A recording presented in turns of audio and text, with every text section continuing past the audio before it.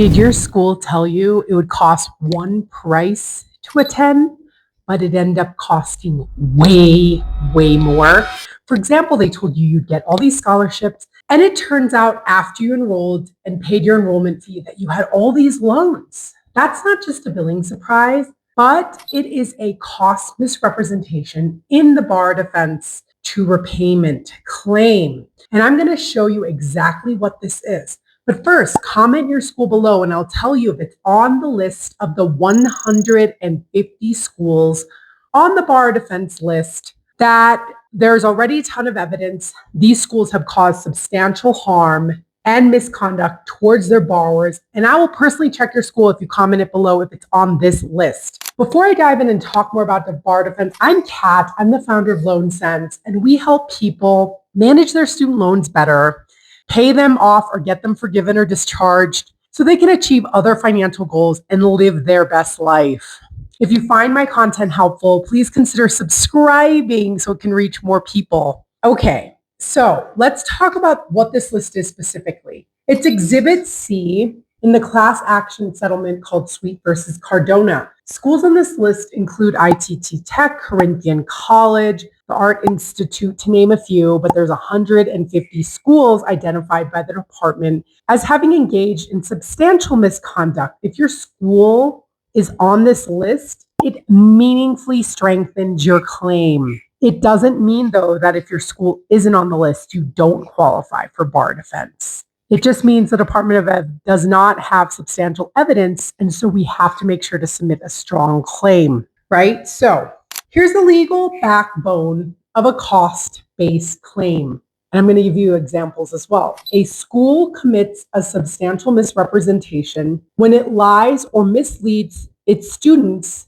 about its educational services, its financial charges, or its employability of its graduates. And that information was central to the student's decision to enroll into that school and take out said student loan debt that we're talking about. Financial charges on its own is a recognized category separate from job placement rates and promises, admissions lies, which means a cost-based claim stands on its own in Section 4 of the application titled Conduct that results in eligibility for bar defense. I filmed an entire bar defense masterclass, a full breakdown that you should definitely watch if you want to consider filling out the bar defense to repayment application on your own. I will link the video below. What I want to talk now about, what does a cost-based claim actually look like? Here's a few patterns that here at LoanSense we've recognized. We help many bar defense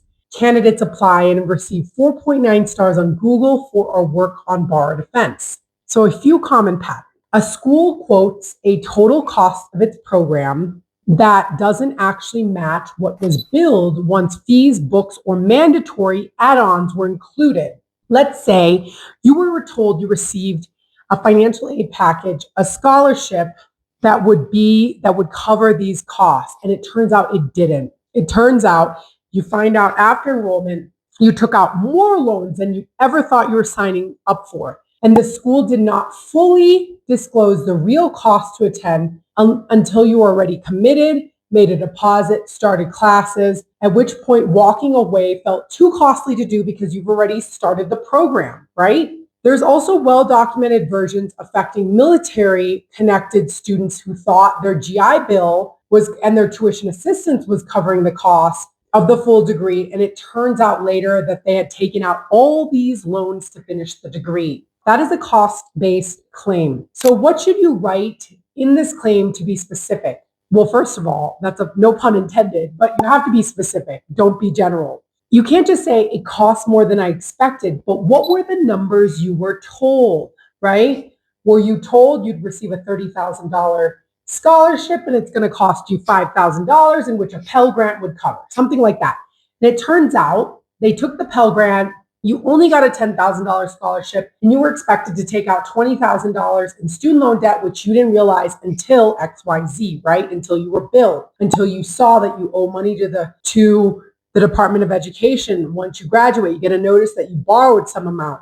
If the original cost sheet award letter enrollment agreement shows the numbers that were promised, and you have that, has to be attached, because having evidence of what they said versus what you actually borrowed is really critical. What you actually borrowed, of course, LoanSense will always have access through the National Student Loan Database, so we'll know exactly how many loans you borrowed, but we won't know unless you save documentation of your award letter or what was advertised in terms of the cost, right? So that should be included. If you don't have originals anymore, of course, we encourage people to check their emails, their online portals. Ask the school directly if you don't have originals anymore for a copy of your enrollment agreement. You're entitled to your own records. There are records laws under the Higher Education Act that entitles you to that. Ask for those copies. Document what happened that was different from what you believe. If you honestly wouldn't have enrolled if the school would have cost that much, knowing the real cost, we have to say that clearly. Now, what I want to say something important, because it's constantly misunderstood. If your claim gets denied, it's not because what happened to you isn't true.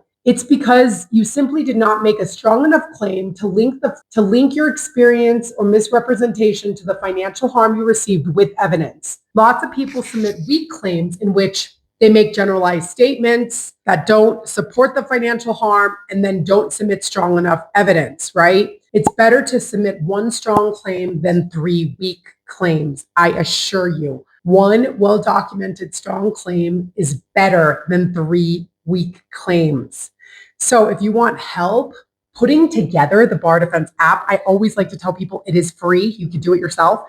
But we help very busy individuals who may have started the application, put their entire application together. We also have a review service. There's 2 possibilities, but we give education for absolutely free. You can apply for a 15-minute free consult with a Bar Defense expert specifically to evaluate if you're a strong candidate. We take very few appointments every month, and we take even fewer apps because we only file strong claims. If we believe your case will not be a strong claim, we do not take it on. That's our promise to you. We are not here to sell you things. We're here to educate you.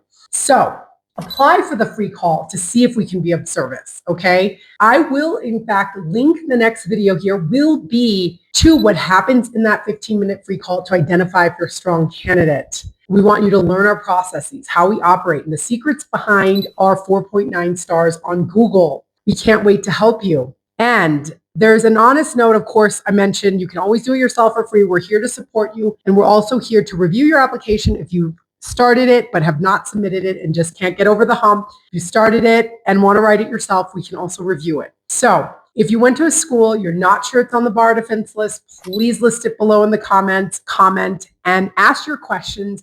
I will personally respond, and please check out the next video on our 15-minute educational session.